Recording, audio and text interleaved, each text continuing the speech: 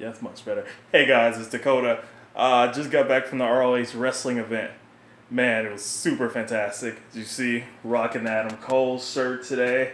Had to, represent since he was out with pneumonia. So we could just hop right into it. The show you started off with Steve Corino coming out cutting an amazing promo about him being a very, very evil man. I always liked Steve Corino. Never really, grew up watching him much, but ever since I saw him in Scum a few years ago with Owens and Jacob, I just really, really liked the stuff that he did. So yeah, we can cut to the next match here. We had the World Tag Team Champions of the World versus the former superstar of CJ Parker. I think you guys may remember him from NXT. I'd have to look his name up. And Mr. Tamahashi from New Japan Pro Wrestling. It was a pretty decent match. It's always going to be Solo and Kaz and Daniels in the ring together. Just overall good match. Next, we have the Dalton Castle versus Will Ferreira. So, the best thing that stood out to me about this whole match was Ferreira calling himself Big Willie the entire time. Not only was it the kookiness from Castle and his character, but the fact that Ferreira didn't make it any better running around calling himself Big Willie. I love Will Ferreira, just his intensity and his speed and the different type of things he brings during his matches. And Dalton Castle just speaks for itself. No one really gave him a chance once he first started in ROH. When you have a new gimmick, everyone is real skeptic of you. So I think he's a future world champion. I believe he might be Bobby Fish for that TV title coming up pretty soon. Next on the plate, we had the team of Moose and Lio Rush versus the Motor City Machine Gun. Guys, that match speaks for itself. I actually met Moose earlier before the card even started. Big guy, had a pretty big head. Don't tell him I said that. Lio Rush, I wasn't really sold on him because he had a world title shot so early against Jay Lethal. And you guys know I love Jay Lethal. But Lio Rush is magic in the ring. He just flies around, dude. He's so athletic, so quick, just so agile. Everything he does just flows. And we already know, Shelly, Sabin, they've been teaming for years. I was so happy when the Motor City Machine Guns got back together, especially in Ring of Honor. So there's kind of more of that creative freedom towards their moveset. And Moose is another story. My uncle that went with me actually booed him because he's afraid he might go to WWE, which might be a real thing.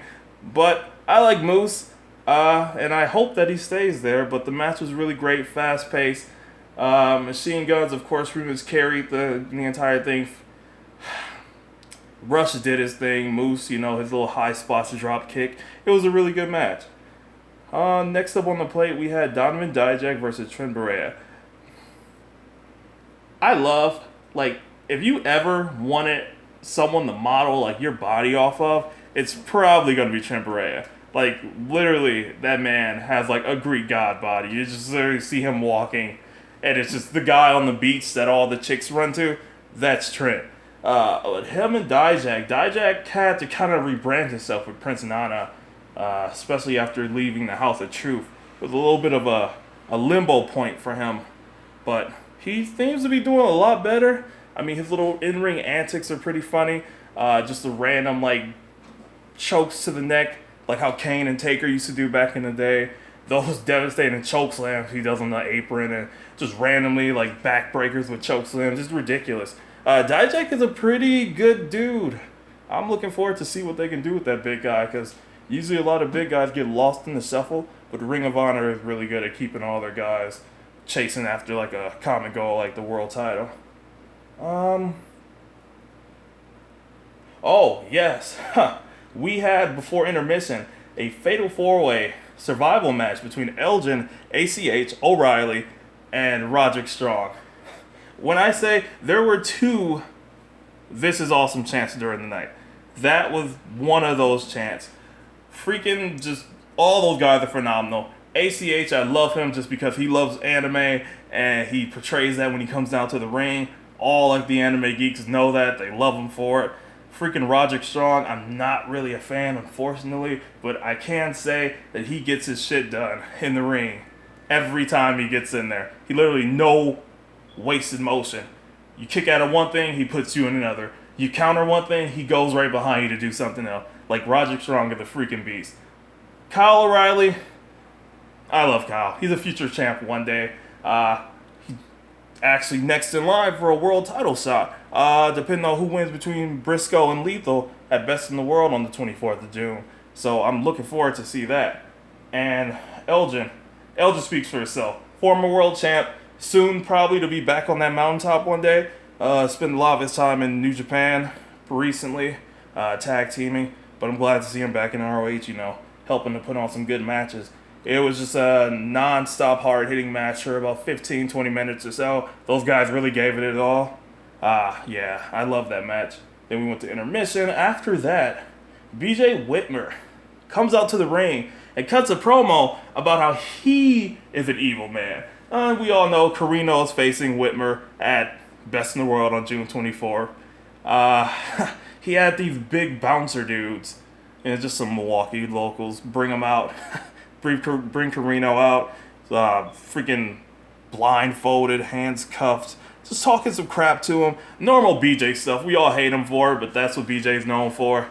Nothing much there. I'm just looking forward to that match. It's going to be pretty grueling. That's been 2 years in the making. Every single show, Whitmer and Carino have gotten into it for the past 2.5 years. So, looking forward to that coming to an end and to see plenty of blood and these guys take it old school, because we all know what Carino's famous for. Next up, we had War Machine versus, sad to say, guys, but I didn't catch their names. I'm just going to call them local jobbers. There was a guy named Swagman. The crowd was pretty amped up about that just because of the word swag, I guess. You know how people are. Hands in a row, just rip these guys apart. We were literally counting to see how long it would take for them to win. But yeah, they were tossing these skinny dudes around. Nothing much there. Just more pent up frustration from War Machine. We had Rocky Romero versus our TV champion, Bobby Fish. I remember when Fish first came to Ring of Honor and started working with O'Reilly, everybody used to chant, "He can't wrestle." Now, literally, everybody's a fan of Bobby Fish, which is good for him, and I guess that people actually woke up and stopped being stupid and, realized that there's actual talent other than one person, and Fish and O'Reilly became, a really good tag team in Red Dragon. It was a decent match. Rocky Romero always puts on decent spots. Bobby Fish can go. We all know that. I'm hoping we all know that now.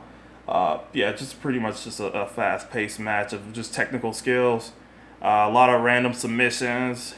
They actually worked on a body part and kept going to that body part, which is great because you don't see that in other promotions like WWE and sometimes TNA. These guys will work a part and then skip to something completely different. No, these two competitors kept hitting that same spot they heard on the other person, which I like to see because, as fans, we're not stupid. If you're working a part for 10 minutes in a match, you'd hope you keep going back to that to win. So that was a good one there. So, second to last match here was a great one, actually. Triple threat match, tag match to see who'd be the number one contenders for Kaz and Daniels championships.